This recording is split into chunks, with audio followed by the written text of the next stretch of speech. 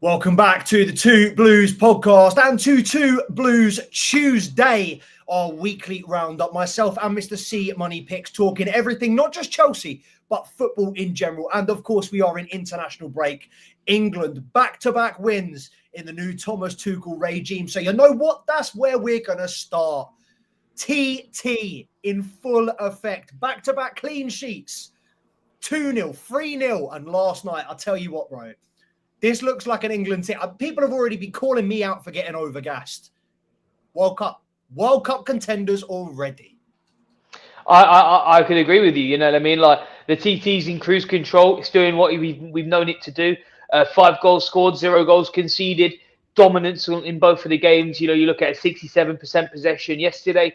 You can look at all the individual stats. I mean, what the stat that really interested me was how we were able to have 17 shots to their 2, to 0 offsides to their 2. So that we're not giving them a chance. And even the chances they're creating, they're offside from a high line. So it's fantastic. It's great coaching. It's great management. The stats read that way. The performance, I mean, I had people saying it was boring. But yeah, you're spoiled beyond belief to call a game like that boring where you win 3-0 and see a free kick of that caliber. So listen, it's onward and upward. I think that we can only draw positives from these games. I think that players like Lewis Skelly, who we were a little bit 50-50 on whether they should be coming, I think they've proven their point. And, you know, once again, I let Thomas Tuchel make the decisions, and he's always shut me up. You know, I remember the first 6 months of him being at Chelsea when I would question him, he would back it up with a performance the next day, and he's doing the same thing, but with a nation this time around. Everyone's going to be questioning Thomas Tuchel's tactics, but I'm pretty certain he's going to lead us to the promised land. 100%. And when you think of the players that aren't in this squad yet, the players that he's still got back to come from injury, he's still got to choose his best 11. We've been playing with, you know, greatest of respect to him, Dan Burn. And, you know, I would be very surprised if Dan Burn was in the starting squad in World Cup 2026. That being said, after that game on Friday, I'm sure you saw it. I was all over the story talking, you know what, 40 mil for Dan Burn in the summer, and let's have it. If we sign Dan Burn, if Chelsea sign Dan Burn, I'm telling you, that's the leader. That's the guy. That is your Thiago Silva replacement in Dan Burn. I'm telling you. Also, did you know he's only got 4 fingers on his right hand? I did not know that. He lost. I'll have to find out where he did it. But I saw an interview. He was holding a cup like that. And I was like, oh, what the fuck? He lost his finger when he was a kid or some shit. I can't remember what it was. I'll have to find the story in a bit. Crazy. He's 32 years old. First England call-up. 4 fingers on his right hand. It's like, what the fuck is this guy doing in the England? He's won 3 headers in a row against fucking Albania. That get him in the squad. You know what I mean? This Thomas Tuchel England just has the right balance. I think Bellingham looks like he's playing with so much more freedom, so much more excitement. Yeah. And as you said there, and look, it's the perfect time to say it with a certain someone popping up in the chat. Miles Lewis Skelly might be England's best left back. He's got a long way to go. He's got a few elements of his game that I want to see curbed. He was doing some little time waste, some little dark magic stuff. He's carrying that Arsenal aura into the game against Latvia. And I'm like, why are you trying to body man off the ball, bro? It's Latvia, like, pattern up. But on the ball, I kind of like it. And the one thing I will say, on the other side of that, I mean, he'd be a better centre mid than Rice. Rice was fucking god awful last night. How you lot compare Rice to Caicedo? But listen, man. We got to give him something, mate. We got to give him something. We got to give a shout out. And also, Ethan Nwaneri, his first start for the England under-21s, scored a perler of a goal. England under-21s were probably more entertaining than the senior team. That was 5-3, I think, on Friday against France, and that was an unbelievable game. And if Ryan Cherki hasn't already patterned a move into... What's your take on Ryan Cherki? Because this guy, not only has he been 16 for 8 years... Yeah, he's a fucking world-class baller. How's he not got a move yet? It's mental. I think there's rumblings about him having quite a bad attitude, to be honest. I think that's kind of what's held him back, because that's what I've heard about Ryan Cherki. What I've heard is he loves the kebabs. However, that just sounds like football Twitter doing football Twitter. Facts. It really does. I don't know, man. There's probably something in there, but he's so young. You know what happened to El Shawari? He was supposed to be the next big thing. It happens with these players. You got to let them make the move. You got to let them have their career. Wait till they're 20 and see what happens. What happened to Charles de Catalan? How's he doing this season? Mate, what a question that is, bro. I remember I pegged him to be a big bunny, and now he's just He was in your disappeared. under-21 squad, wasn't he? Under-18 Yeah, squad. so I was know he did Destiny this U year. Doggy, innit? So we get some right, we get some wrong, innit? 50-50, 50-50. Come on now, come Fair on now, dues. come on now. All right, but I can already see that we've got a couple of people. Appreciate you, Moses. Shout out yourself and happy birthday, Moses, for the weekend. Big up yourself. May Arsenal continue to lose and not win trophies for many, many years, preferably the rest of your life. Amir, see you in the cut. Appreciate you, my guy. We're going to get into that in a second. We're going to be talking today about Chelsea wingers. You will all have no doubt seen all of the news surrounding Jadon Sancho this week. Will Chelsea buy him? Will Chelsea pay the $5 million fee to not sign Jadon Sancho? To me, it seems like cutting our nose off to spite our face with not just Sancho, but a lot of the rumours. Noni Madueke being linked with a move away. João Felix being linked with a permanent move away in the summer charms. First things first, Jadon Sancho. How have you, obligation to buy aside, end of the season aside, how have you seen Jadon Sancho's season so far? How do you feel he's settled in as a Chelsea player? So, yeah, I had quite a lengthy discussion about this yesterday, and I think that I think that overall he's done probably about what's expected, with a little bit of a dip towards the end. I think he overperformed early into his Chelsea tenure. I think that he performed way better than people expected him to. He came in looking like the Dortmund Jadon Sancho for a solid 3 months. We hit that late December, early January patch. Little pinch of a nosedive, but ever since then, he seems a little bit more caged. But I find that about the whole team. I don't put that specifically down to Jadon Sancho, as we've said pretty much every Tuesday for the last 8 of them. It's the whole team seems like they're being told to be less aggressive and be less expressive and to cut out a little bit more of that sexy football that we had been kind of getting accustomed to, particularly around those wide areas. I think Jadon Sancho has deliberately been muted over the last couple of months, but I don't think it's any fault of his own. I think that he's shown that player that we know and we love is still in there. But obviously, I think that tactically recently, he's been a little bit more astute. So I wouldn't mind him feeling like he can be a little bit more free again. But once again, once the pressures... Once we've been figured out, Maresca's tactics have been figured out, it's a lot harder for him to kind of express down that left wing and, be as dynamic as he was in those earlier parts of the season. So, yeah, I think that there's been a little pinch of a regression, but overall, I think he's been a good signing for us. And I'm happy that he ended up at the club, to be honest. Yeah, and I think the main kind of factor in this discussion is the 25 mil fee. Is regardless of what you think of Jadon Sancho, in today's market, 25 mil is nothing. And we know this is a player that has fetched upwards of 75 million in the past. So from an investment perspective, from a money perspective, it would seem very silly to me to not only pay his wages the entire year, but then pay Manchester United 5 million to take him back. And then Manchester United can make profit on the 25 mil that they would have sold him to us for. Because he ain't going for 25. I feel like while there has been, completely echo what you've said, huge dip in form in recent weeks, that isn't fully down to him. I think that, the rest of the players, the manager, you can see that there has been a collective dip with Chelsea, as we kind of touched on a couple of weeks ago. But I think in terms of when you compare the wingers, it's not just a straight comparison. Because as you said, we weren't expecting Jadon Sancho to come in and have the impact he did immediately. He came in and he got, 4 assists in his first 5 games. I mean, for me, he's probably already done what I expected him to do over the course of a season. And when he scored that goal against Tottenham, that long-range goal, when I was like, hold on a minute, he's adding elements to his game that I haven't seen before. This is now a brother that is not just a direct 1v1 dribbler in and around the box. He's got range as well. And we're starting to see these different aspects of his game. Obviously, he was a lot more free to express himself in terms of his skills, his flair. That has definitely dried up. That has definitely, in the last few weeks, not been as prominent in Chelsea's front line. But I do feel like, as you said, it's definitely not him, because it goes across the board. I feel like Pedro Neto is also now not going at players the way he can. And this is the kind of my hitch with Pedro Neto. Is people in the always in my comments, when I'm back in Madueke, he's not the player Neto is. Neto's a better player. Neto's our best winger. On paper, I agree.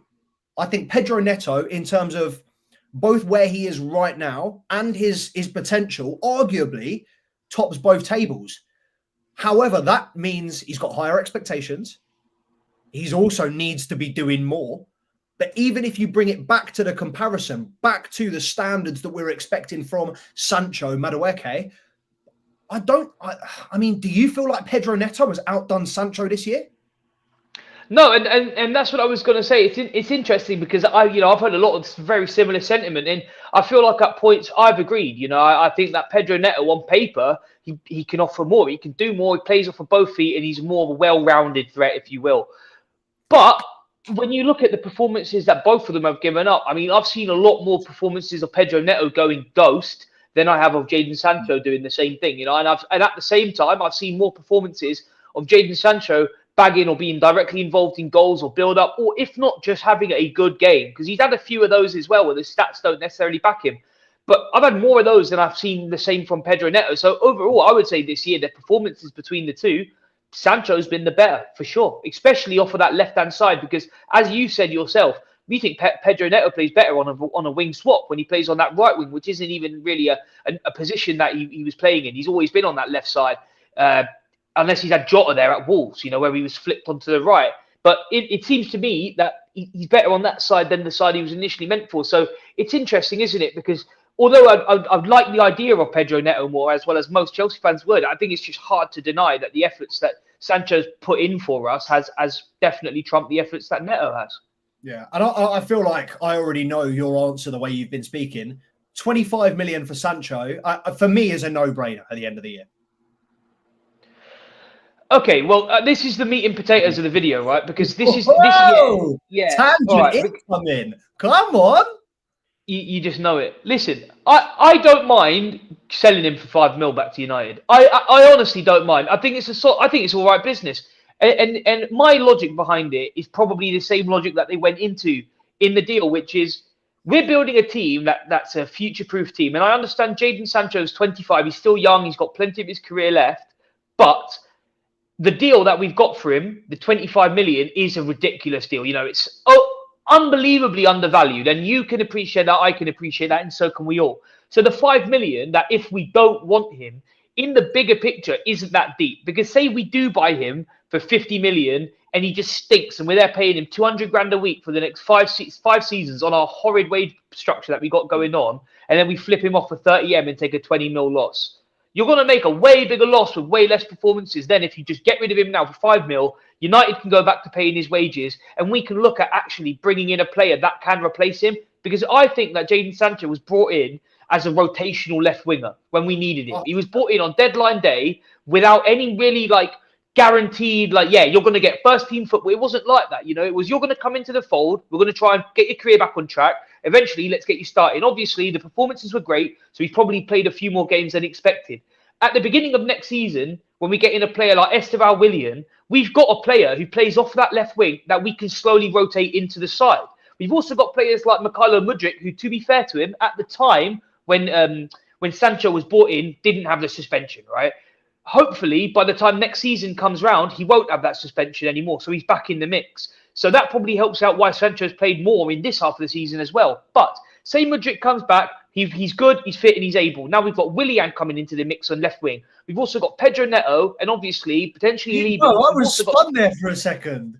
I was like, hold on, Willian's back. I was like, what? Yeah, Willian's back, right? No, but you know what I'm saying, though?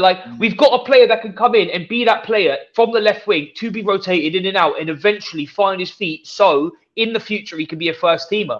I think that the position Jadon Sancho's playing in right now isn't necessarily filled. We could do with one more season of him, but I wouldn't want us to pull the trigger on a £30 million signing for him to not play football for the next 4 years and have a £200,000 a week wage structure. So when you think about it, if he's not going to play, we're going to make more money by selling him back for 5 mil and just paying it outright than doing that for the next 10 months of just his wages, right?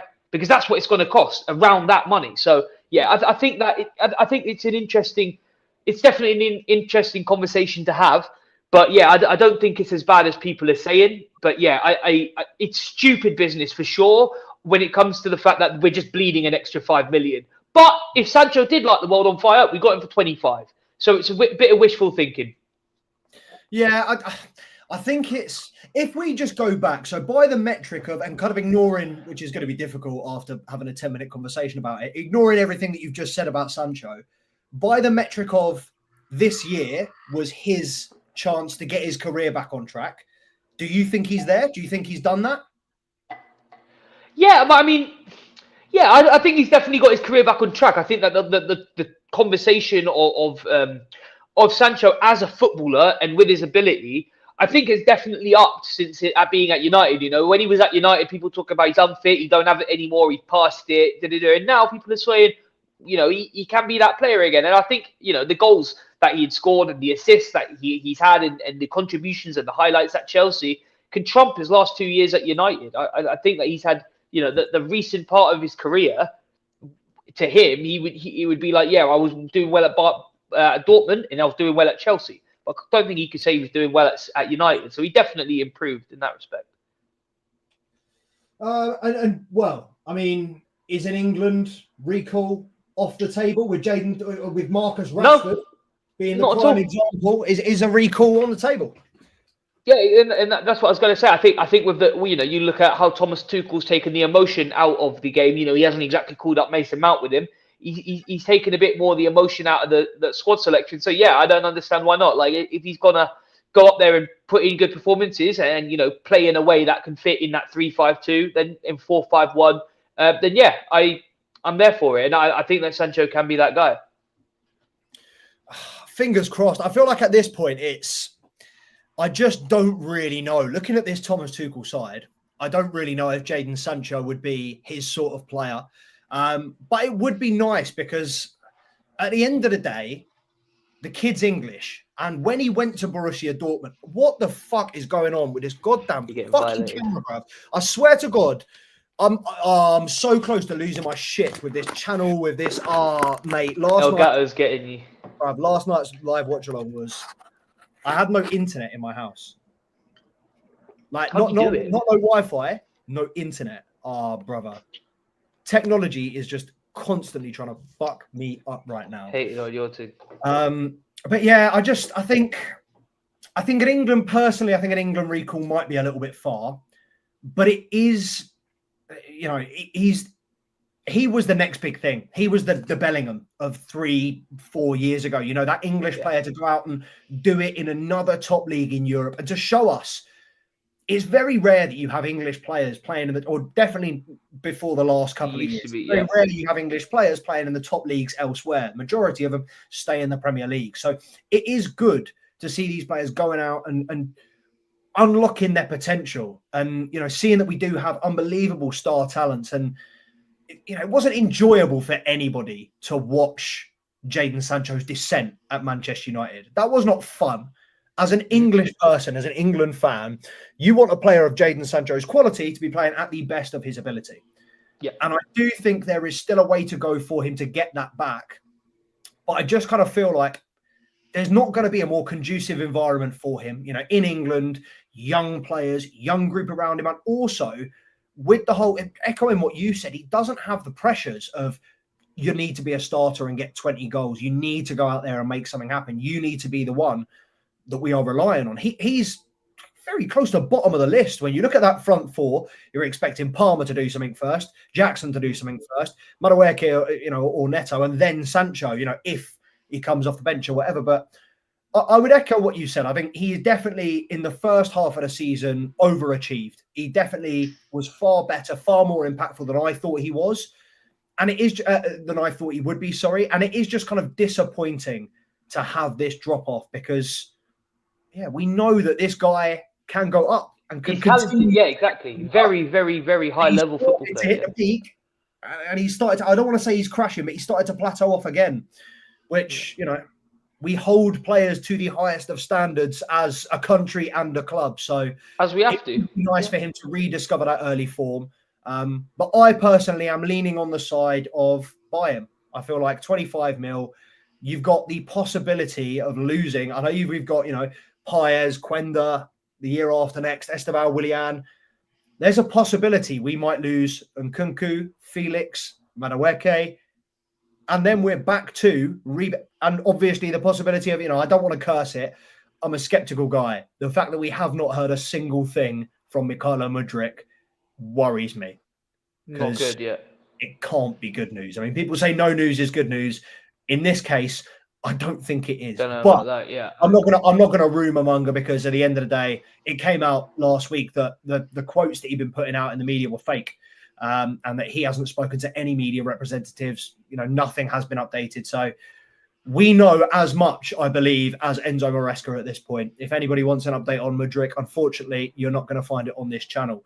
However, one of the names mentioned there, Noni Madueke, could possibly be on his way out.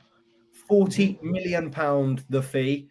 I mean, we only paid 27 for him, so it's a little bit of profit. But again, bro, if I was to sum this move up, if we were to let him go, I think it's cutting our nose off to spite our face again. I don't know what you think about the Madueke deal, though. I mean, listen, I read that Spurs were in for him for 30 mil, and that was, to me, I was thinking cheeky sausage. We're going to need to turn a profit on him if we're going to get rid, because he's probably better as a rotational player. I can't remember one time when Noni Madueke was ever supposed to be a starter. He's always supposed to be exactly where he is, which is as a rotational player, coming in off of the right or the left.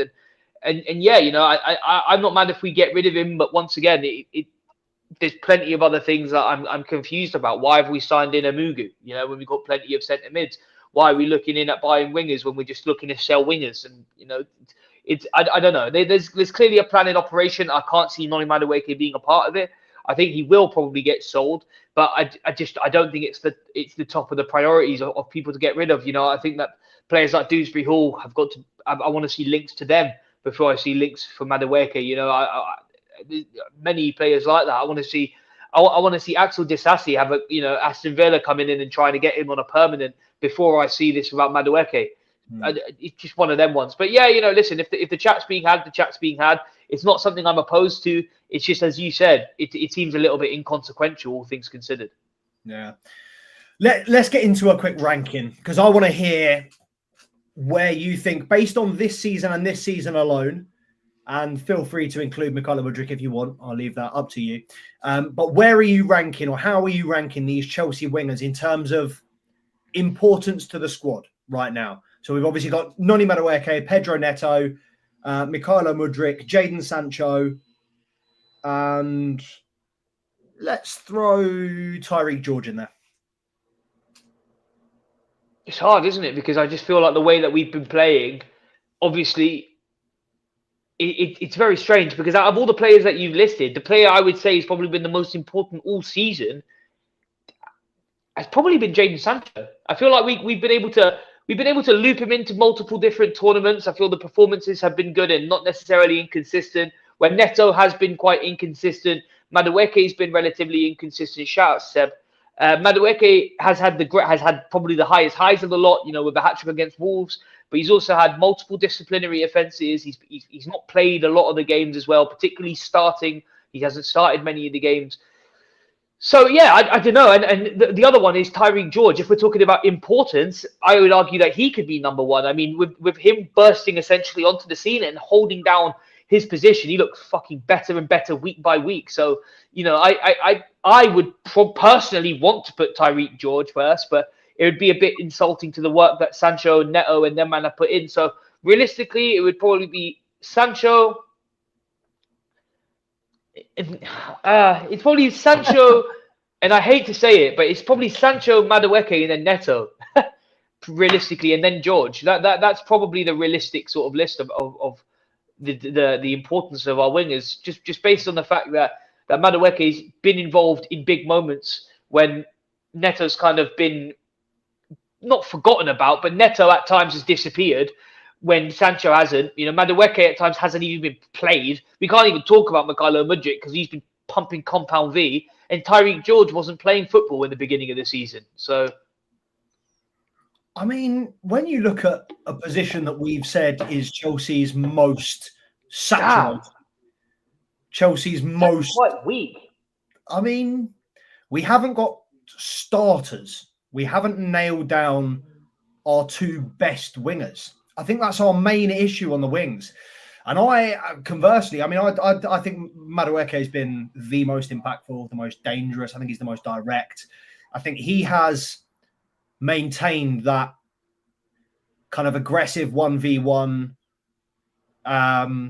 willingness that Jadon Sancho had at the start of the season. I feel like Madueke just kind of continues to bring that. And he's got an ego problem. He has an attitude problem. He thinks he's better than he is. We all know that.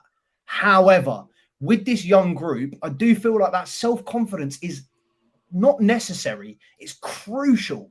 If you don't have that self-confidence and you're playing in front of this Chelsea crowd, you're not going to last very long, because the groans, the boos, when you don't take on your man, when you pass backwards, it does not take very long. 3 games maybe for this Chelsea fan base to turn on you. So I think to keep going and keep doing what you know you are good at doing, I think I've got to give Madueke credit. And I think you've seen it's a little bit difficult because obviously he's been out on the team the same time as Nico Jackson. So, for the last 4 weeks, I've been going, oh, look at what difference Jackson makes. And now it kind of fits my agenda. I'm going, look at what a difference Madueke makes. I do think they both are impactful, and it's probably, shared the difference in there. It's probably not all Jackson, not all Madueke. But I think the fact that we are now toothless on the wings, you look in the last 4 weeks, I don't know the stats, but how many goals and assists have come from those wingers? I doubt it's very many. And I do think it's all about, or not all about, but I do think a lot of it comes from his belief in backing himself. Can we just pop up that last message that Takai's just put into the chat, because that is mental to me. Madueke, Neto, George, and then Sancho. I'd say the same. How can you put Jadon Sancho at the bottom of that list when he's arguably had the best performance? As you said, he's a squad player.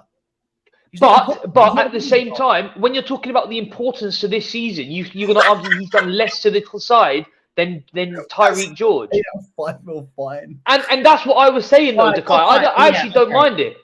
I actually don't mind paying the $5 million to get rid of him if there is a plan of action to replace him.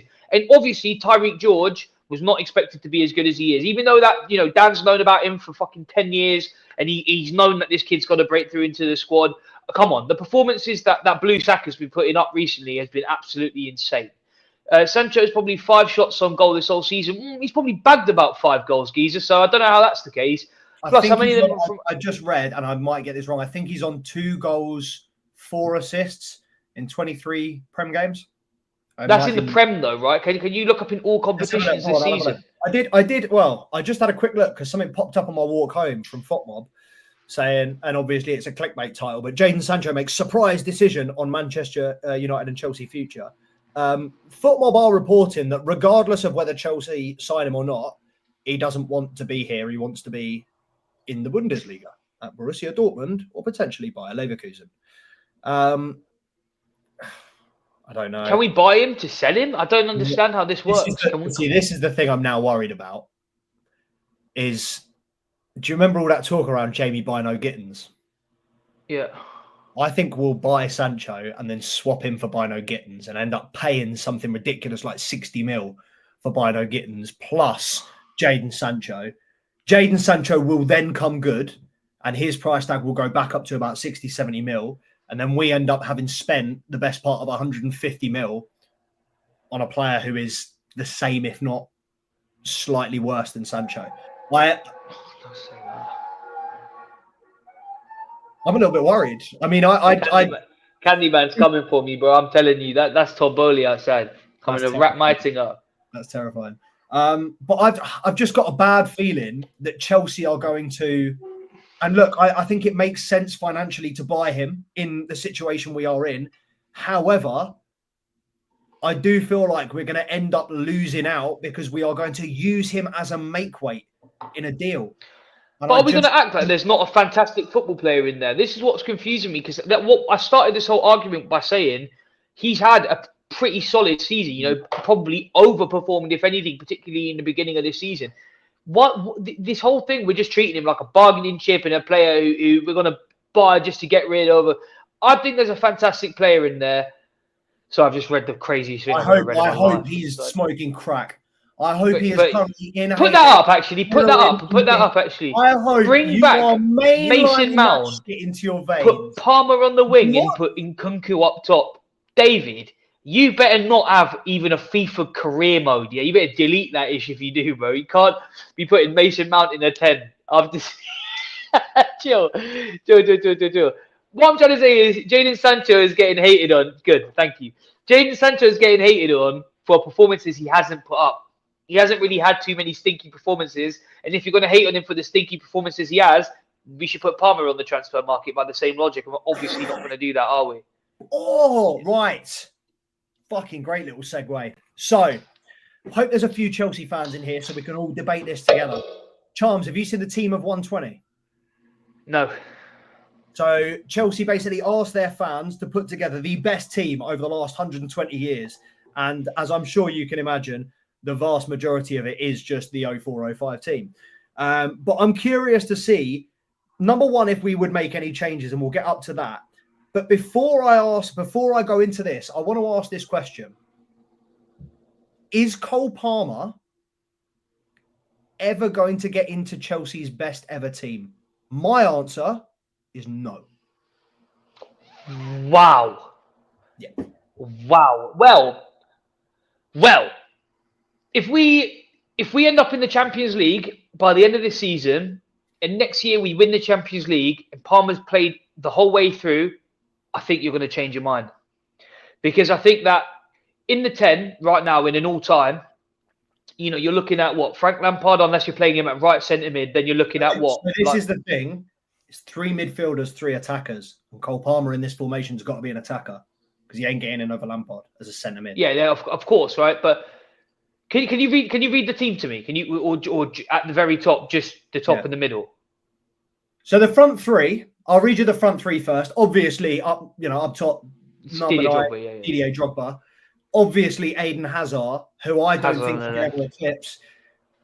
And then Gianfranco Zola. Yeah, I think that's the one. I think that he could outclips Gianfranco Zola. Yeah, 100%. Listen, Zola did great for us in the league. What did we win? He did great for us in cup tournaments, which he did win, but to what relevance?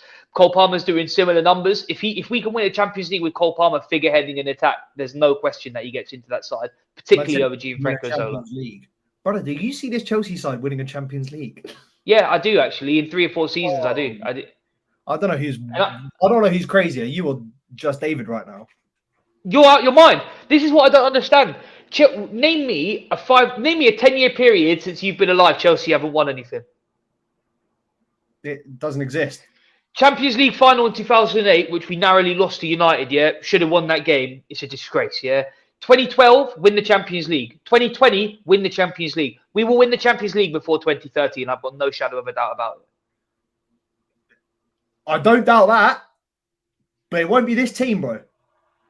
This is the thing.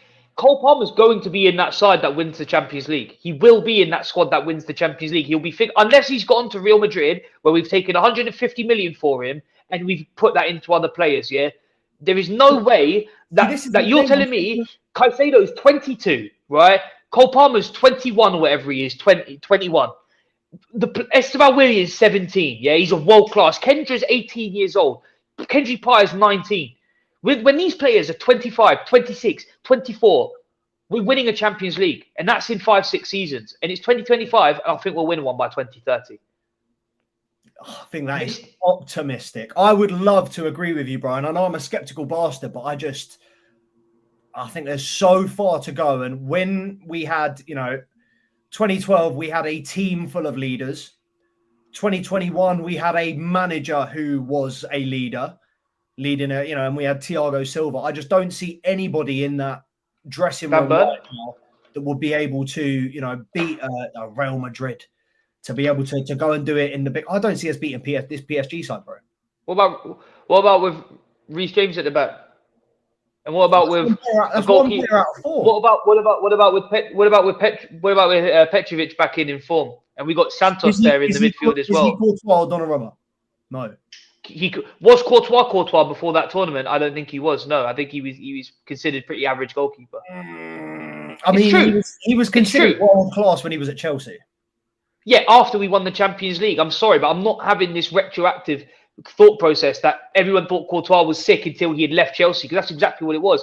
He was only considered world class the season he left to go to Real Madrid. Oh, Real Madrid won him. He must be world class. And it's the same logic we see with Rudiger. Rudiger was never considered world class until he's gone to Real Madrid. He's been there for 2 weeks, and now he's considered world class.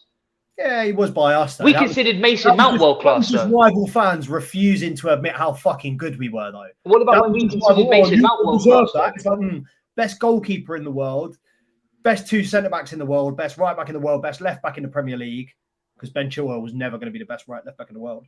Best centre-mid in the league. Like, we had a good team in 2021. There might have been Mount Werner Havertz, I disagree. But I don't think we had a good side. I think we had Tammy Abraham up top, and I think we were doing the best of a bad situation. We had Ruben Loftus-Cheek in the middle getting rotational minutes. I think we made the best of a bad situation. And Thomas Tuchel was the perfect manager to oil that machine. And I'm not saying that Enzo Maresca isn't, but there is a manager out there that will get the best out of this team. And this is a club with a winning mentality, right? This is a club that's got winning inside of its DNA, and we don't know what it's like to not win. That's why if we don't win this Conference League, we need to deroot the club from the bottom up, because that's a competition we have to win. That's entry level to Champions League. I mean, I would argue that if we were to go and play this AC Milan side, who are a Champions League style team, I reckon we beat them. You could draw for Real Madrid and PSG and Barcelona and Bayern Munich and do all of that, but what about the other teams that are in that tournament? We beat them. We beat most of them. So if we can turn up, were we the best team in the world when we won the Champions League and we beat Man City 1-0? I don't think we were. On that day, yes. On that day, we had the right strategy to beat Man City. But we beat the best teams in the world. We beat Man City and Real Madrid. We beat the best teams in the world at that point. Look at the Premier League, man. We can beat Man City. On our day, we can beat Liverpool. We could hold them out to a draw. I mean, don't get me wrong. We could just get slapped like we have been. Twice this weekend. Twice this year. We could get slapped. Listen, we could get slapped like we have been. We cannot compete with Man City. I don't know, man. I feel like they're below us in the league. I don't. Yeah, and even when they were in the most dire situation of their season, we got dicked 2-0. Won a Champions League final, though. We lost them twice in the season that we did beat them. We won the important one. That's the point. That's the point, right? We've got a chance to win the important one. We're not going to Wembley this year. Conference League is all our season is hanging on at the moment. And obviously, top 4. I don't know why this got into such a dig at Chelsea. We're not here to dig at the club. We're here to rate the wingers. But let's get back into that team of 120. Go on then. Obviously, we've run through the front 3. But go on, tell me, let's see if you can, it's not as easy as you would think. 9 out of 10 are easy, but go on, see if you can give me the best team, Chelsea. Goalkeeper. Petr Cech. Right back. Ivanovic, got to be, right? Oh! Is it Reece James? Is it actually Reece James? No! Aspie's on the left. Greatest service. No, right back. Greatest. Yeah, that's what I'm saying. Aspie's on the left, so. What? Aspie on the left? No, Aspie was on the. Am I wrong? Am I on crack? Is it Azpilicueta? Left back. Ashley Cole. Aspie on the right. Aspie on the right. Yeah, makes sense. Sorry, I'm on crack, blood. Leave me. Aspie on the right. That's crazy, because I would have put Branislav Ivanovic over Azpilicueta 100%. John Terry also said Aspie over Ivanovic just for longevity. I would agree. I would probably go Ivanovic, but after thinking about it, I think you'd be hard pressed not to say Aspie because he won everything. He was there for like a decade as well, and Branislav was there for like 6 years. He just felt like forever because we won everything. Captain, and the fact that he wasn't a right back, he played left back, centre back, right back, did whatever was asked of him whenever it was. But yeah, first surprise at right back, Aspie. Obviously, captain, leader, legend, JT in centre of defence. Who's his partner, do you reckon? My opinion would be Gary Cahill, because I think he's the most slept-on player that we've ever had at Chelsea. But I would. They're probably going to go with like a. This is a fan vote, by the way. Remember the Gallas? Could they have done the Gallas thing? Gallas. He was shit, bro. I wouldn't have said Gallas. I would have been closer. I'm just trying to think old head. I would have gone Carvalho. Yeah, that's a good shout, Ricardo Carvalho. But who's most loved by the fans right now? Thiago Silva. Wow, really? That is a mad thing. That is a mad thing to be putting in Thiago Silva in second centre back, left centre back. Thiago Silva alongside John. I mean, that is some fucking centre back pairing. How good would that be? What a side And that would have been, bro. Talking of a defence, this midfield ain't getting breached. We've got one number 8 and 2 number. Kante, Makalele, and Lampard, right? It's Kante, Makalele, Lampard, right? Kante, Makalele, and Lampard. No midfield. That's the best midfield of all time. That midfield is beating Xavi, Busquets, Iniesta. That midfield, yeah, I would agree. Unbreakable, untouchable. Yeah, but yeah, those two in a 6 next to each other is just impenetrable, bro. The dirty work. Yeah, forget your chastity belt, bro. Go out and buy a little 6 Makalele Kante pivot. No one's getting in. But looking at that team, Cech, Aspi, Silva, Terry, Cole, Makalele, Lampard, Kante, Zola, Hazard, Drogba. Do any of these Chelsea players, do you see, and obviously we've discussed Palmer, do you see any other Chelsea players having the potential in this squad currently to break that 11? 2 of them. I see 2. Palmer, if he can slide in on the right instead of Zola with enough silverware and enough performances, particularly performances attacking as a right winger. You know, we're not just slotting him in there, but I like Palmer off the wide. I think that he's shown he's good. And the other one, as Dakai has said, I think Ashby's the other one. I think Reece James is going to be genuinely in with a shout of pipping that spot. You know, he's come through the Chelsea academy, he's done well, went out on loan, came back, proved his stripes, came back in, won the Champions League. Obviously, he's had injury problems, but he's come back in and he's still putting in world-class performances. And listen, my team looks better with Reece James in it than without Reece James in it. You know, he's clearly the difference maker when he's there. And we see it against Latvia. You know, he can score free kicks from 32 yards with just perfect free kicks. Yeah, man, that's a fantastic backline. I'm just trying to think if there's anyone else. I mean, I know that Seb's got another option potentially. But yeah, I mean, Drogba's not getting pipped to the spot. Hazard's not getting pipped to the spot. Neither's Lampard or the 2 6s. There ain't no way that you can say that Caicedo could do anything to touch that midfield. But yeah, Seb's lying. He's rage baiting because ain't no way Neto can make it in that squad, mate. Did Bruce say Neto? Yeah, he's out of his mind. He's out of his mind, Chief. Fucking camera. As soon as I fucking touch it, fuck's sake. Neto and Palmer and James. No, Neto is crazy. Neto is crazy work. And also, Seb, if you're saying that because of something about Gianfranco Zola or not rating Zola, I hate to break it to you, bro, but you're moving like a 16-year-old, bro. Gianfranco Zola is a one-of-one talent. Gianfranco Zola is part of the reason I support Chelsea in the first place. You know, my mum's Italian. When she met my stepdad, the Italian football sort of link was always there. I supported AC Milan, and then just seeing the highlights of Zola, knowing there's an Italian core at that club from young, it meant everything to me, man. And like the highlights of him, you know, the little magician, 5'3", the things he could do with the ball was just absolutely spectacular. You know, I've never seen someone until Hazard in a Chelsea top beat players the way that Zola did. It's just disrespecting a club legend at that point. See, I mean, I would. You're going to hate this. I think Caicedo, while he's got a long way to go, you're out your fucking mind. Very well placed. The fact that he's having the season that he's having right now, and he is as important as he is in this. Yeah, I mean, Osorio sounds kind of Portuguese. I feel like there's got to be some sort of bias there from Seb, but I feel like, particularly with Kante, as amazing as he was, he obviously had 7-8 years at Chelsea, and Caicedo could eclipse that. Caicedo could hit a decade, and if he's our best player this season and continues to do that next year and the next year and the next year. And what's to say that he can't break that? And my other one, which is a lot more speculative. I agree with you on Reece James. And this is a lot more speculative. And I'm kind of delaying saying it because I'm not really sure if I want this to be on record. Levi Colwill. That second centre-back spot, don't go. That second centre-back spot is up for grabs. I'm telling you, if Carvalho ain't nailed it down. But wait.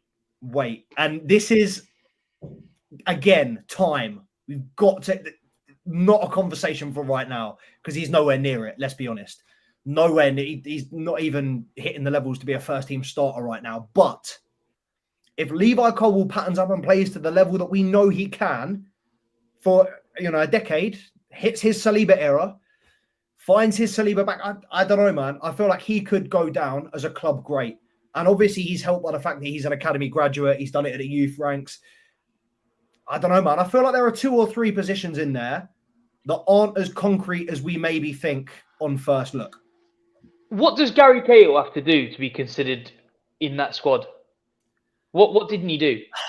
I mean, he has to re-sign for Chelsea and play a few more years and win a few more trophies. Wasn't he there for like 4 or 5 years? Wasn't he like integral to winning multiple tournaments? He's never better than Carvalho for me. Oh, it's just like, I just think that back in the moment when it was happening, it was near impossible to break through that back line with Cahill there. The only thing is during the 04-05 season, the numbers say the exact same thing about Carvalho. You know what I mean? There's no scoring, particularly at Stamford Bridge in 2004, 2005. It's not happening. So, yeah, what was it? 13 league goals conceded in a season. Yeah, and that's never being beaten. That's the thing. I think it's more of the partnership that I'm going for. But I'll tell you what, that's a banging question to ask the chats. Everyone on the YouTube, everyone on the Instagram, who do you prefer? If you're making a Chelsea team of all time, Thiago Silva, Ricardo Carvalho, or Gary Cahill, who gets in that second centre-back spot alongside captain, leader, legend John Terry? I mean, those variables aside, this Chelsea team is a far cry. And I mean, we saw Harry Redknapp talking earlier this week about how teams are just nowhere near as good as they were. And I think he went through the entire Tottenham team now and his Tottenham team, and he was asked to choose between the two, and he chose his entire team.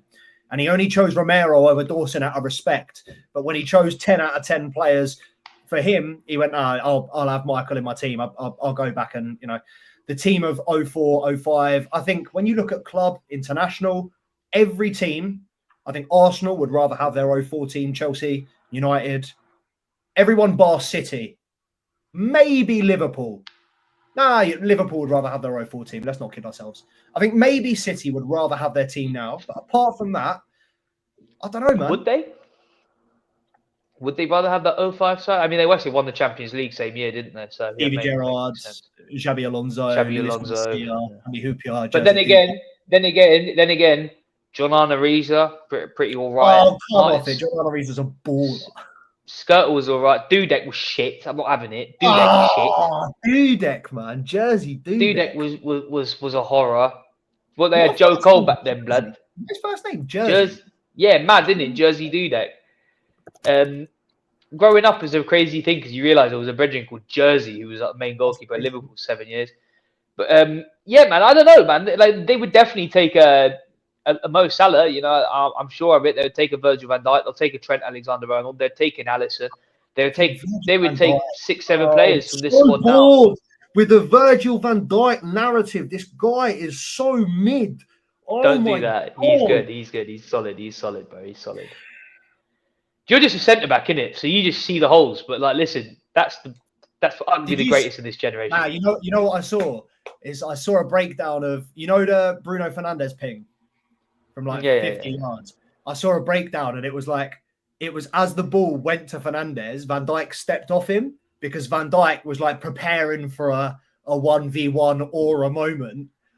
And then the guy was like, did you not realise you were playing against the biggest crook in the Premier League? As if he was going to try 1v1 you. Just fucking ling that from the centre yard. I just feel like, I don't know, I feel like Van Dijk gets exposed more than centre-backs of the old era ever have. While we're on this topic, when he went to Liverpool from Celtic, what was it, 70, or from Southampton, for that 70 million fee or whatever it was. At the time, did you think that they overspent, or did you think that was a good transfer? Because obviously, 72 million from a centre back from Southampton. I can't really say because I don't really remember. I remember thinking it was an absolute. I remember thinking it was a rip-off and thinking that it was way too much money for an unproven 21-year-old centre back. And I think nowadays, if you said you could buy Virgil van Dijk for 70 million, I would at 21. I think that you have to take it without any question. I think he's proven that his price tag being the most expensive centre back in all time, and he's proven that it's worth the figure. So That's Hard all to right. argue with. That's just another transfer record for Chelsea to break on fucking Dean Huijsen this fucking summer. Should I say What it? do you make of all this? All the noise Not around having it. Huijsen?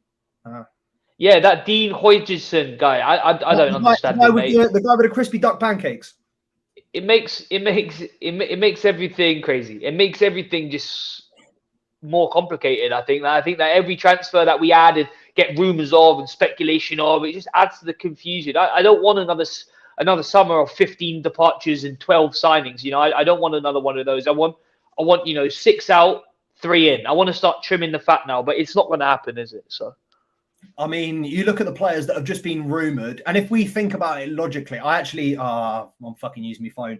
I've made a spreadsheet of this the other day because someone put out a spreadsheet of all the Chelsea players, and I just thought who is likely to be got rid this summer. And obviously Kepa, Disasi, João Felix, I'd say Nkunku, Kiernan Dewsbury Hall, Madueke, Mudryk, if everything's a bit cleared and he's able to go on the sale, Sancho. yeah. Damn. There's probably a few others there, but there's 8 just off the top, off the back that Disasi's not necessarily gone yet. Yeah, Chukwuemeka, yeah. There's a lot of loan players that we've got to actually finalise the permanent deals for. But I think if you're a Chelsea fan looking for a quiet summer, you're going to be very, very upset. Not just disappointed. I have no doubt we're going to be the biggest spenders this summer. It's already very, very public that we are going in for a striker. I can't see us not spending another 250. And yes, it may be offset by the sales. I can't see us making a profit on João Felix. We're not making a profit on Disasi.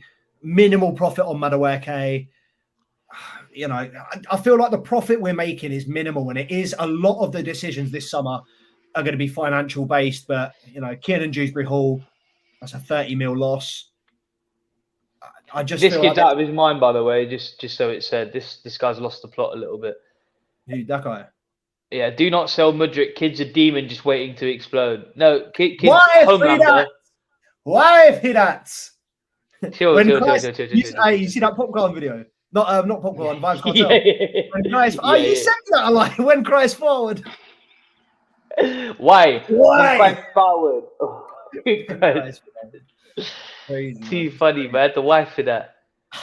But yeah, Mudryk's a tricky one because if I was to be shown an announcement that he's back in the squad tomorrow, I'd back him.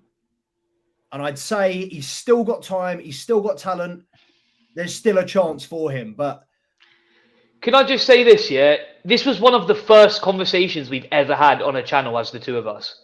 Is Mykhailo Mudryk gonna blow and be good enough? Why are we still having this conversation? We've had this podcast nearly 3 years, bro. Like, this is what I mean. It was one of the first things we ever said is Mykhailo Mudryk gonna make it? Is he worth the money? Why are we still giving this kid a fucking chance? I like him. I think that he's a fantastic baller, loads of potential. He's got the right mindset. If he hasn't popped anyways, he's got the right mindset. He wants to work hard, and he's shown that he's got... People say he's the hardest worker there. He does so much in training. He's got a mental health problem. That's not my fault. I'm not going to just sit here and just be like, oh, it's okay. He's got anxiety. He's also got sertraline flowing through his fucking veins. That's what I'm saying, blood. Do you know what I'm saying? We're going to put on a mask and simply adopt it. Looking at her, bro. I'm not having it from this guy, bro. Doing up fucking Chernobyl serum. It's like how I move when I've taken pre-workout and I'm just like, oh shit, I need to lift something, bro. Fuck. And your pump is mad after the gym, blood. That's him when he arrives at Cobham, fam. He's just playing with face tingles the whole time. He's like, it's crazy, blood. Hot fucking dribble. It's crazy. My skin's been playing up, to be fair, but yeah. Seb, don't say, hold on, wait, I have a question. Ask the question, blood. Question, man. Ask the question. All I'm saying is what Vinny was waiting for your question. Took him a while. He just got banned from a season and he started to develop well, especially with Conference League games. I mean, Vinny Jr. wasn't like, in the season for 3 years proving that he just simply wasn't good enough before getting his chance. He was slowly drip fed his chance and Mudryk has been given that. Shown he can't do that. Shown he can't do that. Shown he can't do that. Vinny, banned for a year. Did he? What do you make of Vinny rumours? Pop? People saying that we're interested in Vinny in summer. I haven't heard we're interested in Vinny. I've heard Vinny was happy to move, but I didn't know Chelsea were involved. And if that is the case, fantastic. I think right now we're building a nice South American core, very young South American team. He would be one of the older, more experienced players in the side at 23. So I think that it is a player that would actually benefit a lot to come to Chelsea. But obviously, we'd have to start throwing question marks about the what is the DNA that we're trying to develop at the moment. I've only just thought this. Is the fact that we're building an Argentinian Brazilian coalition not a little bit worrying, given the fact that they absolutely fucking hate each other's guts? Like, I think we're gonna civil war, like, because they're playing each other on Wednesday. Obviously, I know there's not many players from the first team, but next year when we fight hate with hate. When Andre Santos plays against Enzo Fernandez in the number 8, are they going to kill each other, bro? I haven't thought about this. I'm getting slightly worried. Listen, it's.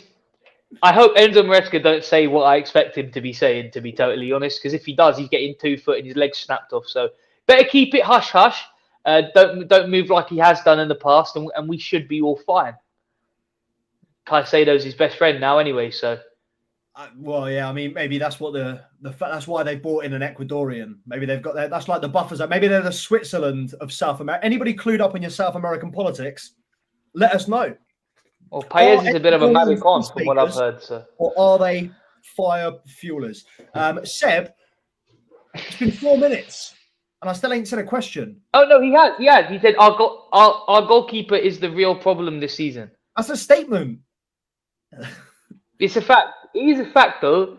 It is a fact. But listen, I've got no doubts. Mike Penders is the best goalkeeper in the world that hasn't been figured out yet. Yeah, so Mike Penders coming in soon. Yeah, I love doing that. Anytime I have a conversation with my dad about it, about football, I'm like, keepers, it's a mess. I'm like, don't worry. 19-year-old Mike Penders coming in the summer, and he just loses his shit every. I'm like, don't worry. 17-year-old Giovanni Quentin. He's like, fucking another one. It is not the only problem. I think Petrovic will come back next season. If not, we got to buy a goalkeeper. And I'm not mad with Petrovic. I think he's a solid keeper. I think he showed that at Chelsea. He's shown that at Strasbourg. Maybe not the problem solved, but I think the bigger problem is I think we need to get a bunch of goalkeepers off the books.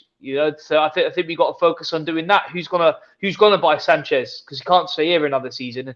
And if that is the case, what do we do with Jorgensen? Does he go? Does he get a season at Strasbourg? Because Petrovic has got to come back to daddy now.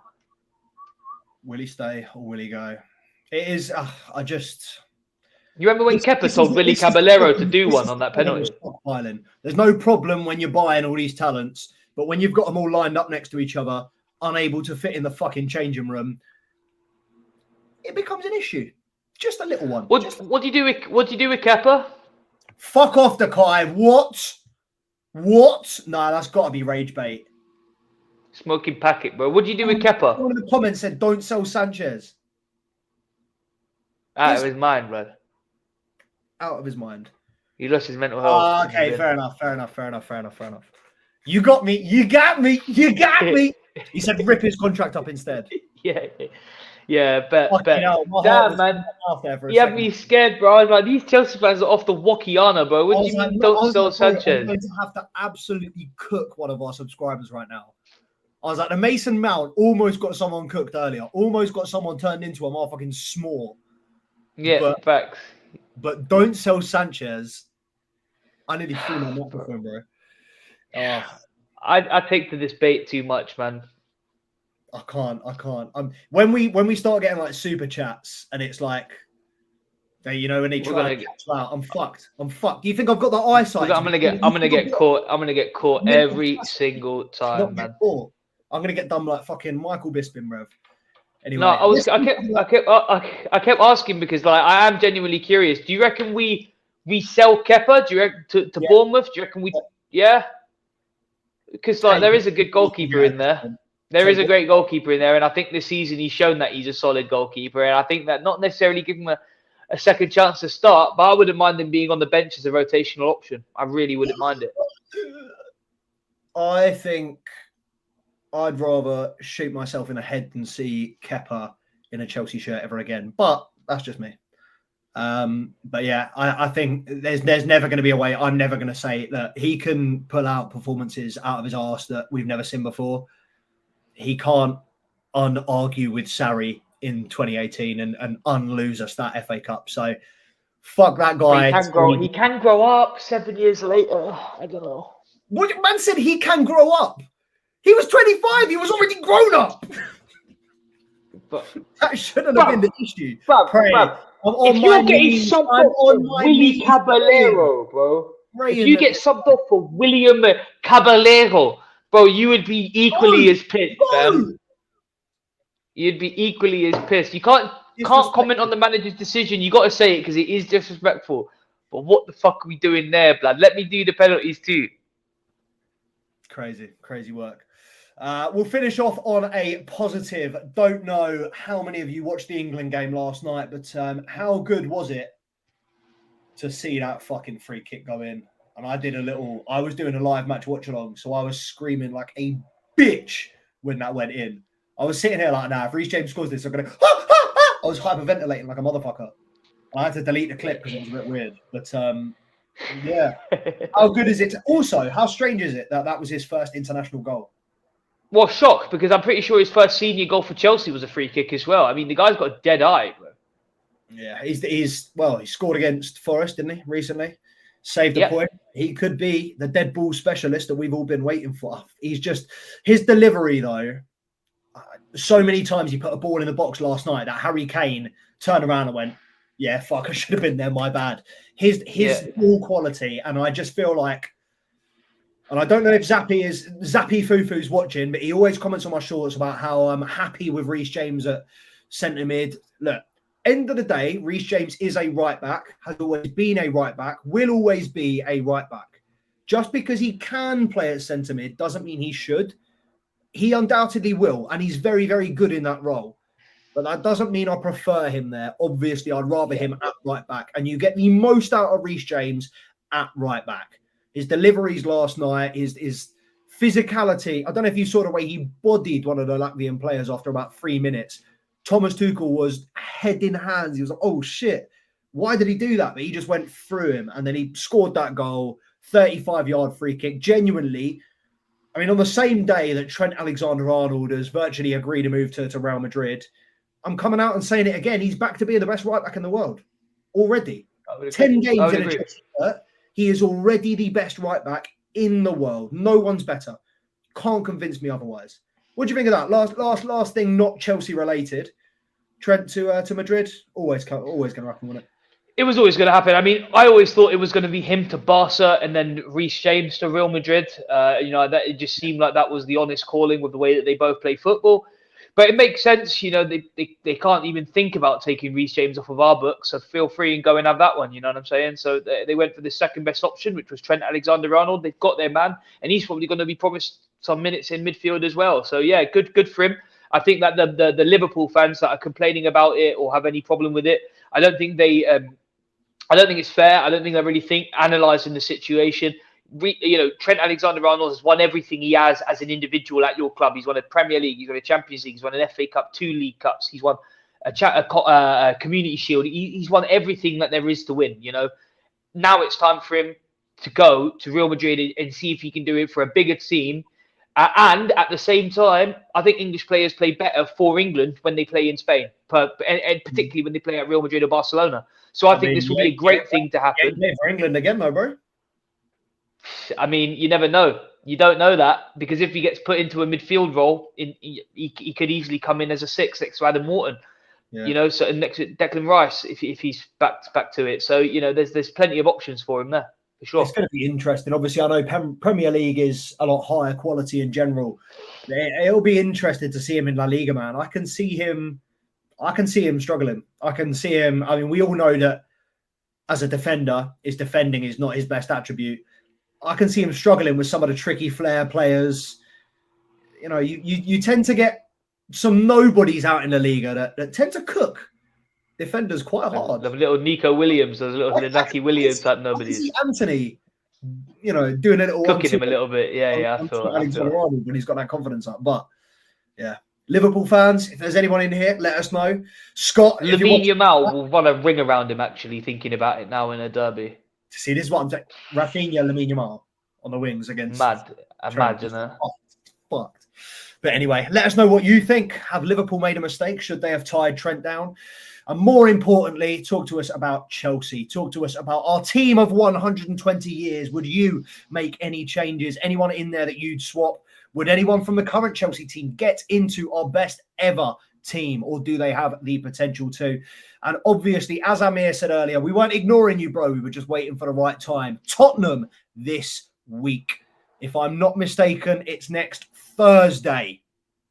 We are back. We will be in full effect. I will be bringing you a live match watch along. Fingers crossed, we will also be bringing you a live match preview as well. As we all know, one of the most, if not the most entertaining game from a neutral perspective in modern day football.